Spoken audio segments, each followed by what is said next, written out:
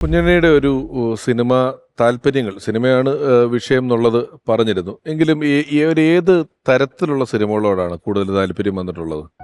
ഇപ്പം സിനിമകൾ അങ്ങനെ ഓരോ സിനിമകളും ഒരു ഹെഡിങ്ങിൻ്റെ കീഴെയായിട്ടുണ്ട്. ക്രൈം, ത്രില്ലർ, അത് ഇതെന്ന് പറഞ്ഞിട്ട് ഒരു ഹെഡിങ് ഉണ്ടല്ലോ ഒരു സിനിമയ്ക്ക്. ഏത് സ്വഭാവത്തിലുള്ള സിനിമകളോടാണ് ഒരു താല്പര്യമുള്ളത്, കാണാൻ അല്ലെങ്കിൽ എഴുതാൻ?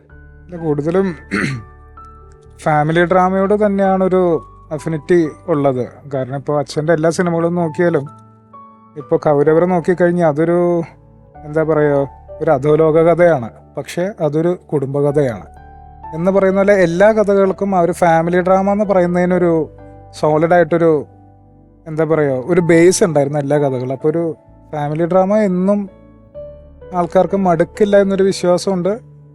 അതിനോടാണ് എനിക്ക് താല്പര്യം കൂടുതൽ തോന്നിയേക്കുന്നത്. ഫാമിലി ഡ്രാമ, ഇപ്പം നമ്മൾ ഗ്യാങ്സ്റ്റർ സിനിമകൾ എന്നൊക്കെ പറയുമ്പോഴും സസ്നേഹം, കുടുംബപുരാണം, മാലയോഗം തുടങ്ങിയിട്ടുള്ള സിനിമകളിലൊക്കെ ഒരു നർമ്മത്തിൻ്റെ എഴുത്തിലും വളരെ രസകരമായിട്ടുള്ള ചില നർമ്മങ്ങളും അതിൻ്റെ ചില തുടർച്ചകൾ തിരക്കഥയിൽ ഒളിപ്പിച്ചു വെക്കുകയും ചെയ്യും. വ്യക്തി ജീവിതത്തിൽ ഒരു നർമ്മത്തിന് വലിയ പ്രാധാന്യം കൊടുത്തിരുന്ന ആളായിരുന്നു. അതോ നമുക്ക് എഴുത്തുകാരൻ എന്ന് പറയുമ്പോൾ മനസ്സിൽ വരുന്നൊരു വിഷ്വൽ ഉണ്ടല്ലോ, ലോഹിതദാസ് സാറിന് ആ വിഷ്വലുണ്ട്, ചെറുതായിട്ട് ഒരു സൈഡ് ബാഗും താടിയും എന്നൊക്കെ ഉള്ള ഒരു വിഷ്വലുണ്ട്.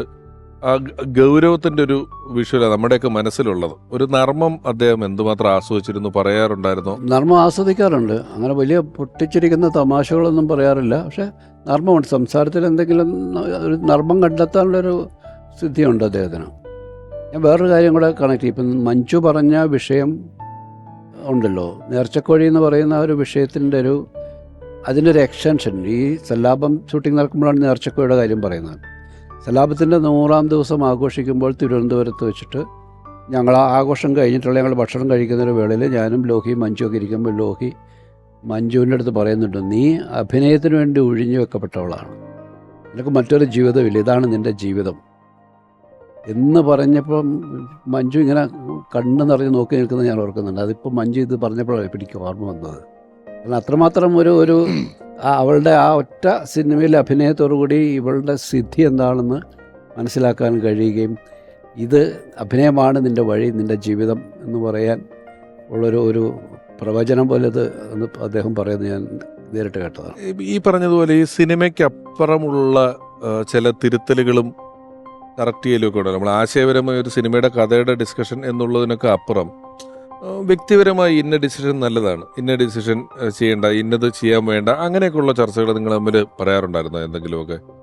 ഞങ്ങൾ സിനിമയും മാത്രമല്ല സംസാരിക്കുന്നത്. സിനിമ ചർച്ചകളേക്കാൾ കൂടുതൽ പൊതുവായിട്ടുള്ള നിരീക്ഷണങ്ങൾ, നമ്മൾ കണ്ടിട്ടുള്ള വ്യക്തികളെക്കുറിച്ചൊക്കെ തന്നെയാണ് സംസാരിക്കുന്നത്. സിനിമയുടെ ഒരു ഡിസ്കഷൻ എന്ന് പറയുന്നത് ഒരിക്കലും ഞാൻ ലോഹിയായിട്ട് ദീർഘമായ ഇങ്ങനെ വൺ ലൈൻ ഉണ്ടാക്കൽ പരിപാടിയില്ല. അതൊക്കെ ലോഹിയുടെ മനസ്സിൽ മാത്രം സംഭവിക്കുന്ന കാര്യമാണ്. ഒരു വിഷയം വരുമ്പോൾ ലോഹി നമ്മുടെ അടുത്ത് പറയുന്നത് ഇങ്ങനൊരു ഒരു ക്യാരക്ടറുണ്ട് അല്ലെങ്കിൽ ഇങ്ങനൊരു സംഭവം ഉണ്ടെന്ന് പറയുന്നതിനപ്പുറത്തേക്ക് ഞങ്ങൾ രണ്ടും കൂടി നിരന്തരമായിട്ടിരുന്നിട്ട് ആ വൺ ലൈൻ ഉണ്ടാക്കാമെന്ന് പറയുന്ന പരിപാടിയില്ല. ലോഹിയുടെ മനസ്സിൽ അത് രൂപപ്പെട്ട് കഴിഞ്ഞ ശേഷമാണ് പിന്നെ എന്നിലേക്ക് എത്താറുള്ളത്. ഒരു തുടക്കം മാത്രം, ഒരു സ്പാർക്ക് മാത്രം പറഞ്ഞിട്ട് പിന്നെ ലോഹി അത് രൂപപ്പെടുത്തിയ ശേഷമാണ് എന്നിലേക്ക് എത്തുന്നത്. എനിക്ക് തോന്നുന്നത് പൊതുവെ മറ്റുള്ള എഴുത്തുകാരെക്കാളും ലോഹി വ്യത്യസ്തനാക്കുന്നതും ലോഹിക്ക് വൺ ലൈൻ എന്ന് പറയുന്നൊരു ഫോർമാറ്റ്, സിനിമയുടെ ഒരു സാങ്കേതിക ഫോർമാറ്റുകളൊന്നും പരിചിതമല്ല. അപ്പോൾ ആദ്യ തനിയാവർത്തനത്തിൻ്റെ കഥ എൻ്റെ അടുത്ത് ഞങ്ങൾ ഈ സുഭാഷ് പാർക്കിൽ നിന്നും ജോസ് ജംഗ്ഷൻ വരെ നടക്കുന്ന സമയത്ത് പറഞ്ഞു തീർത്ത ഒരു കഥ. ഞാൻ പറഞ്ഞു, അങ്ങനെയാണെങ്കിൽ നമ്മൾ സാമ്പ്രദായിക രീതിയിൽ ലോഹിയെടുത്ത് പോലെ അങ്ങനെയാണ് ഇതിൻ്റെ വൺ ലൈൻ എഴുതിക്കോളൂ എന്ന് പറഞ്ഞു. കാരണം വൺ ലൈൻ പറയുന്ന എൻ്റെ സാങ്കേതികമായ ആവശ്യമാണ്. കാരണം വൺ ലൈൻ കിട്ടിയാൽ ആരൊക്കെയുണ്ട്, ക്യാരക്ടേഴ്സ് എവിടെയുണ്ട്, ലൊക്കേഷൻ ഏതാണെന്നൊക്കെ തീരുമാനിക്കാവുന്നതാണ്. ലോഹി ഒരു ഉച്ചവരെ ഇരുന്നിട്ട് വൺ ലൈൻ എഴുതിയിട്ട് പറഞ്ഞ് എനിക്കിത് പറ്റുന്നില്ല, ഞാൻ സ്ക്രിപ്റ്റായിട്ട് എഴുതിക്കോട്ടെ എന്ന് ചോദിച്ചു. ഞാൻ പറഞ്ഞു അങ്ങനെയാണെങ്കിൽ അങ്ങനെ ചെയ്യാൻ പറഞ്ഞു. പോയി ഒരു 3 സീൻ എഴുതി കൊണ്ടുവന്ന് എന്നെ കാണിച്ചിട്ട് ഇത് മതിയോ എന്ന് ചോദിച്ചു. ഈ 3 സീൻ വായിച്ചപ്പോൾ ഞാൻ പറഞ്ഞു, ഇനി ഞാനില്ല, ഞാൻ ലൊക്കേഷൻ നോക്കാൻ പോകണം, ലോഹി ഇവിടെ നിന്ന് എഴുതിക്കോളാം. കാരണം ആ 3 സീനുകൾ കൊണ്ട് ഇയാൾ എങ്ങനെയാണ് എഴുതാൻ പോകുന്നതെന്നുള്ളതും ഇയാളുടെ സ്ഥിതി എന്താണെന്നുള്ളത് എനിക്ക് ബോധ്യപ്പെട്ടു. പിന്നെ ഞാൻ അദ്ദേഹത്തിൻ്റെ കൂടെ ഇരുന്നില്ല, പിന്നെ ഞാൻ ഇവിടെ നിന്ന് ലൊക്കേഷൻ തപ്പി നടക്കൽ മാത്രമായിരുന്നു. അപ്പോൾ നമ്മൾ സിനിമയിൽ കണ്ടുവരുന്ന എല്ലാ സാമ്പ്രദായിക രീതികളെയും മറികടന്നിട്ടുള്ള ഒരു എഴുത്ത് രീതിയും ഒരു ക്രിയേറ്റീവ് സ്പേസുമാണ് എപ്പോഴും ലോഹി കണ്ടുപിടിച്ചിട്ടുള്ളത്.